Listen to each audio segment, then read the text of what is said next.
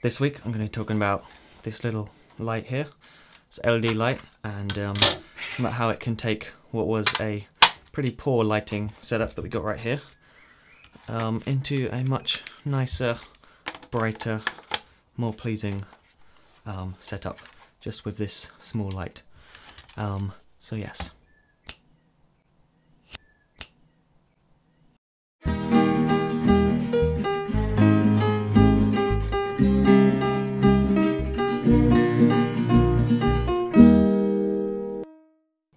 Hello, my name is Simon Cade, and this is DSLRguide.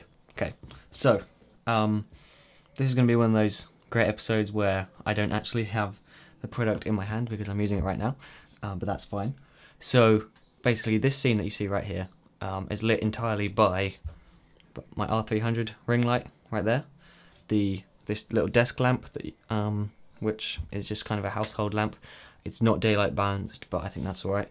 And then also we have the window at the back where it's like 8:30, 9 o'clock at the moment, so sun's setting, but it provides a nice rim light, or hair light as they're called, which kind of separates me from the background.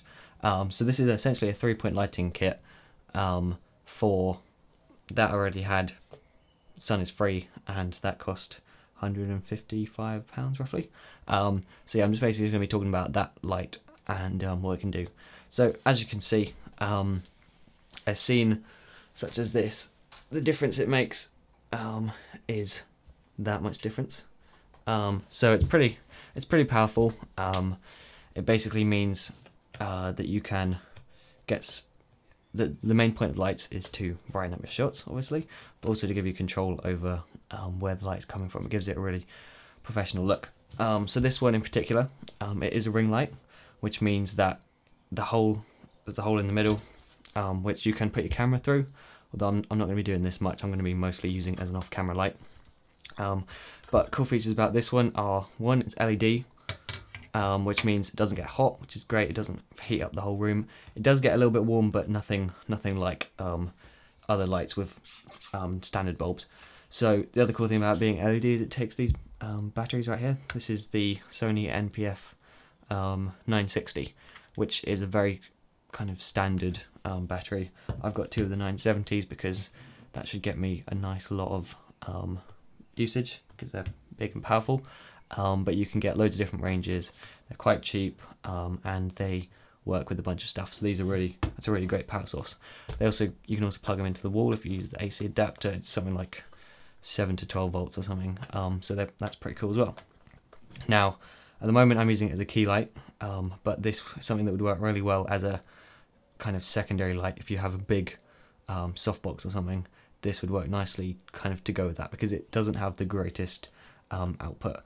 It's 1950 lux at like 4 feet or something, which I'll be honest, I don't really know what that means. It's to do with the brightness, but I don't know how good that is compared to most stuff. So hopefully this will give you an idea of yeah, what your options are. So my camera settings, for anyone interested in, it's f2.8 ISO 160, and it's dominantly being lit by that, but then I also have these two lamps in that, which will help a little bit. So what do I think of the light? It is a relatively well built light. Build quality is fine. It's really lightweight, which is great. It means I've got it on a 10-pound light stand. At the moment I haven't even got any weights on it, but you don't have to use massive sandbags, and yeah, so that's a really nice feature. It is pretty bright, considering its size and how much it cost for an LED, and it also has a pretty high CRI, which is the kind of quality of the light, how accurate it is to being daylight balanced, and yeah, how good the lights are. So it's pretty high quality. It is. I'm not exactly sure where it comes in terms of price. Obviously, it's not high end. It's not the best you can get for LEDs, but it's also, it does cost 150 quid for one light, which for many people is out of their budget. But I do recommend this as a really good investment. For me, it was basically my starter light kit. I'm now realizing that I probably should have got some work lights ages ago and put a massive softbox on them, but that's a different story. So yeah, verdict of the light: it's pretty bright. for kind of people wanting a less mathematical way of seeing that, basically, if you're indoors, you're probably going to be able to shoot at ISO 100 or 160 with f2.8 and shutter of 1/50th, which for me, that's basically all I want in a light. It's not amazingly bright. Like for instance, if you got a really powerful light, you could then put tons and tons of diffusion on it to get it down to that exposure of ISO 100. But for me, you know, it does the job for the price. Now I will be looking to get another one so that I can have two to begin with, and then you can have a key and a fill, or a key and a rim light, or something else. But again, with lighting, you know, you don't just want one.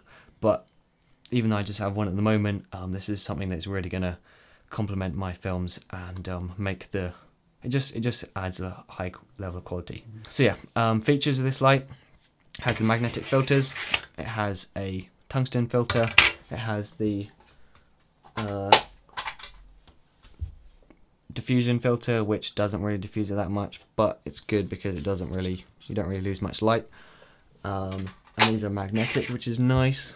Means they're just really small and compact, and you know, easy to set up.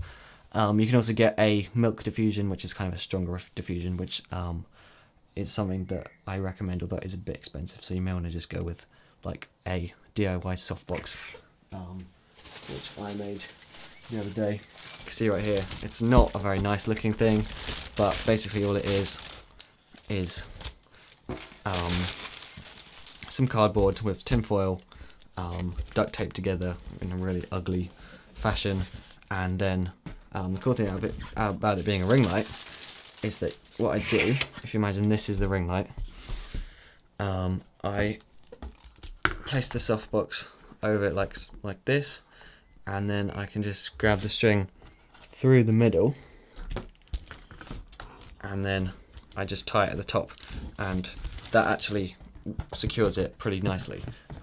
You know, it obviously isn't working very well with this tiny thing, but when I have it on a light stand, that actually secures the softbox on enough so that it works quite nicely. In the moment I've got some white tissue paper, which is pretty crappy, on there, but I'll be looking to get some diffusion paper.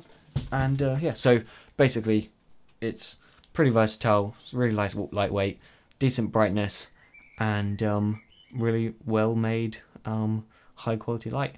So I now have the softbox on, and you can see how that looks, because the quality of light, there's two kind of main factors to it. You've got the softness and the temperature, or the color of it basically, and the brightness. So yeah, that's three. So the softness, if you have a harsh light or a hard light, then it'll create rough shadows. You can see with this softbox we actually have quite soft shadows. You can see there. You know, if it was a sharp edge, then that would mean that it's a hard light. So this is just very basic diffusion with just some really cheap tissue paper, but you can see, you know, the softness is what a lot of people would see as what makes a good light. So you know, don't look at the footage before and say, oh, that doesn't look very good, so I'm not going to get that light, because a lot of it is about just kind of what you do to the light. So the key features that you need in the light are good temperature, color, and good brightness. And I would say it's really good in terms of color. It always seems to match daylight pretty good, and you know, it doesn't have a color cast. And in terms of brightness, it's okay. If you're going to diffuse it a lot, then it's not that bright, but if you're not diffusing it, or if you don't need it to be that bright, then it works pretty great. So it's the sort of thing where if you have a kit where you have one really strong light that's maybe like a fluorescent or something, and then you can just soften that tons, but this is great because it's battery powered, and it's lightweight, and it doesn't use bulbs, and it doesn't need a power cable, which I've said already, and doesn't get hot. That's the main one. So yeah, those 5 features are a pretty good summary of what it does, and you can see how you can improve the quality of light by losing a bit of brightness so that you can soften the light. which is something that you really should be doing. So yeah, that's basically my rough review of the light. Haven't done any tests as to how exactly accurate it is or how bright it is, but you can kind of get an idea from this video, hopefully, what it's like. And yeah, I really recommend it. It is a bit of a bigger investment, but if you have a if you have £800 worth of gear and you don't have any lights yet, then lighting is something you should really be thinking about, because lighting is, it's among video, sound, lighting, it's right up there with the most important things, your image, the sound, and the lighting. So yeah, that's it for this week. Yeah, I'll see you next week.